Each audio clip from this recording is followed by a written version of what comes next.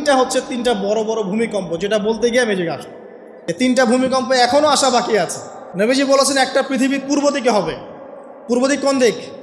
এই যে Indonesia, Malaysia, Bangladesh, Pakistan, Myanmar, আপনার শ্রীলঙ্কা, এই পুরো কন্টিনেন্ট পূর্ব দিক, পৃথিবীর পূর্ব দিক। কোন কান্ট্রি এটা তো বলা হয় নাই, পূর্ব দিক বলা হয়েছে। এবং এখানে ভূমিকম্প বলা হচ্ছে না, বলা হচ্ছে ভূমি ধসে যাবে, মানে পুরো ভূমিটা নিচে চলে যাবে। এখন যারা এগুলো নিয়ে গবেষণা করেন তারাও কিন্তু সেম কথাই বলছেন, খেয়াল করে দেখেন। তারা হয়তো বিজ্ঞান দিয়ে ব্যাখ্যা করছেন, কিন্তু হাদিসে কিন্তু এটা বলা আছে।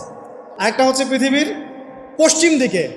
আর পশ্চিম দিকে কেন হবে জানেন? সমকামিতার কারণে, সুদের কারণে, জেনার কারণে, পর্নোগ্রাফির কারণে, এবং সারা বিশ্বকে তারা যে জুলুমটা করছে, এই জুলুমের প্রতিফল হিসেবে আল্লাহ পাক ধসিয়ে দিবে।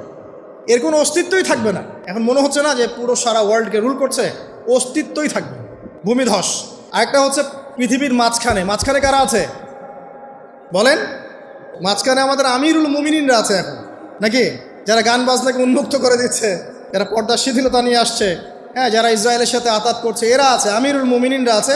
তো সেখানেও একটা ফিতনা অপেক্ষা করছে।